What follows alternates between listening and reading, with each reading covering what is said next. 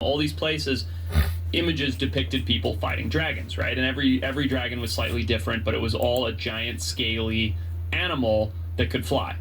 Dinosaur. So when you Perfect description. A little bit dinosaur-y. break that down, you think about the fact that large birds had a hard time being fossilized because their bones are so porous, right? So because bones, they have like hollowish bones, they break down very easily and they don't fossilize. So the group that says this, basically they're saying the evidence is the reason there's no fossils of dragons is because they had bird bones and they were actually very delicate animals. But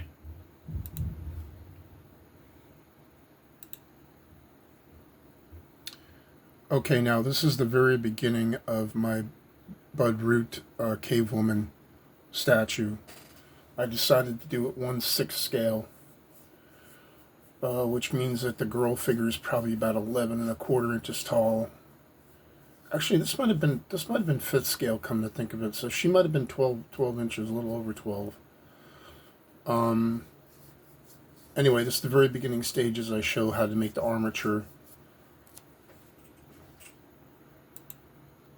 Here basically shows the cat and the cave woman together, along with the tools that I used. Very old picture. You can see that's a very old phone. Probably, I'd say this is, 10 years, well, it's 11 years ago, September 23rd. Okay, sorry, skipped. Here's the first stage of setting up the armature and getting the proportions properly aligned. Sorry, I'm holding this and also talking. This is just a quick little video to test how this works. Here's more rough out of the figure, bulking in the scale of everything. Here's another photo showing the posturing, the gesturing. Very important in sculpture, in my opinion.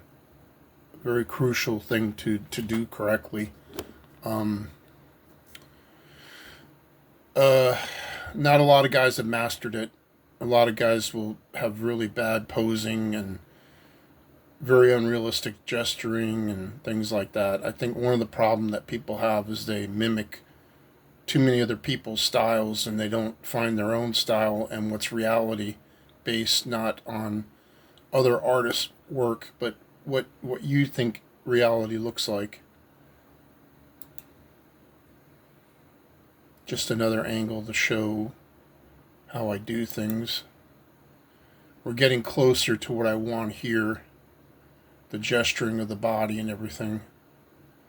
But I realized that she's actually too far back on the figure, so I start to change that. You'll see coming up. That picture's a little blurry. This gives you a better idea where I'm trying to center it now. Oops, going a little too far. Okay. But anyway, you're getting the idea. I'm starting to rough in a lot of stuff, trying to find the posture of the figure.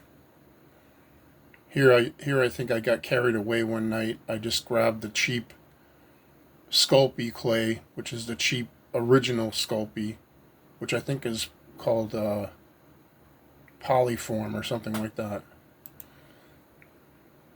But you see the form starting to come together. Whoops. I wanted to show you something that was very important. You see where the head is here? Later on I'm going to find out that it's really not placed right. Here I'm starting to work on the head. I changed the eyes. She kind of has like, her eyes bulge a little bit. The actual artwork.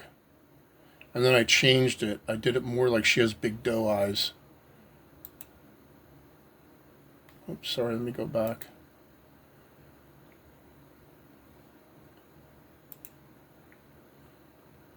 And the lips are actually based on a friend of mine that she knows I did it, but it's based on her lips. And here I'm doing some more of the anatomy. I just, for some reason, I got stuck in using the cheap clay. It just, I kept on grabbing it and just using it. Normally, I don't do that. I'll use more high-end stuff for all the detail. But this particular piece, I was so into doing the cat, I just went to town. As you can see, I kind of rough in all the muscles, almost as if it doesn't have skin.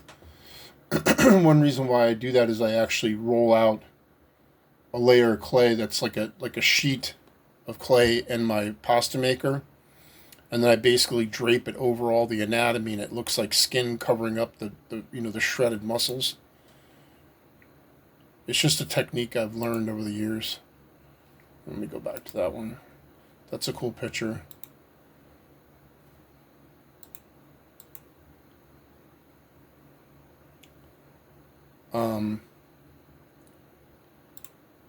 Here's more of it. The feet. Here's back to the face again. Making the boobies. Here's, if you look here, you'll see how I didn't like the way that the head was placed. It looks very dorky. So next picture, you'll see how I fixed it. See how I've slanted it to look more realistic and more, at a cute pose rather than a, hey, I've been drinking too much pose. You know what I'm saying? Or I did too much meth. Anyway, you get the gist of what I'm saying. You can see I'm starting to put the little neck muscles in, the deltoid. Just finding the shapes.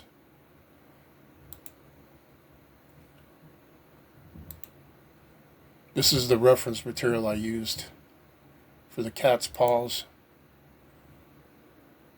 Beautiful creatures. And this is a pit bull. Look at him, he looks like a snapping turtle dog. I loved his anatomy, so I used him for the anatomy. Even though it's not a cat, it's still, their anatomy is the same, basically. It's just different heads and different, brain capacities and whatever. You know what I'm saying. And this is Odin. Odin's a famous cat. I can't remember what zoo he's at, but he jumps in the water and he gets these chunks of meat, and people can film him. But you can see I used Odin's face to do the face.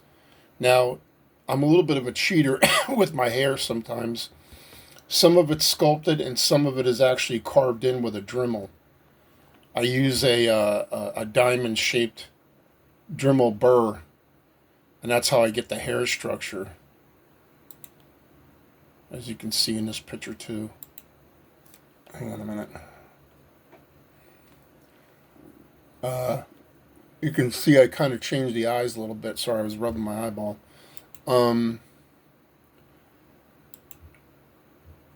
I made them a little more open eyes. Oh, okay, so we're into Cthulhu now.